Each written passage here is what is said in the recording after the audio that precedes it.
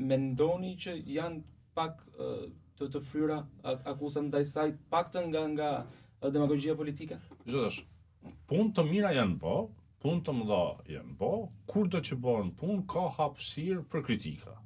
Tash unë këtu nuk do jap vlerësim për punën e Belindës, sepse atë vlerësim e japin qytetarët. Njerëzit që përdorin rrugët, që përdorin infrastrukturën, domethënë edhe kjo është një vlerësim që bëhet edhe në kohë. Por ajo që unë mund të them, mund të bëj një vlerësim politik që Belinda Balluku realisht u kthy në një rrufë pritës për gjithçka që ka të bëjë me këtë qeveri. Edhe ju fatëru gjithçka. U shëndru në një gogol, u shëndru në një shtrig, dhe në atë ide se domethënë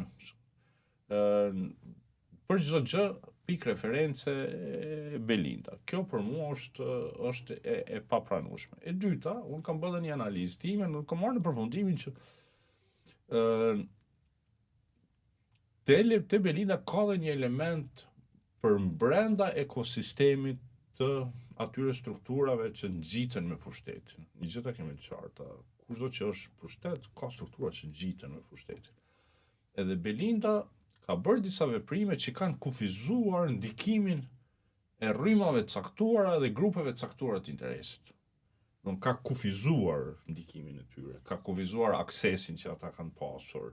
Ka bërë veprime që kanë qenë të paimagjinueshme, dhe kjo atë e ka vënë në sy të këtyre grupeve dhe cilët ka vendosur që ta luftojnë në një farë forme, domethënë gjë. Edhe kjo e ka rritë edhe presionin me Belindën. Kështu që në faktin që ajo ja ka ndal aksesin disa grupeve të interesit, që unë mendoj që ato është një gjë e mirë dhe madje ka qenë e vënuar. Por normal këto gjëra do të diskutohen më vonë, do dalin në pah më vonë, pasi që kjo tymnaja në lidhje me Belindën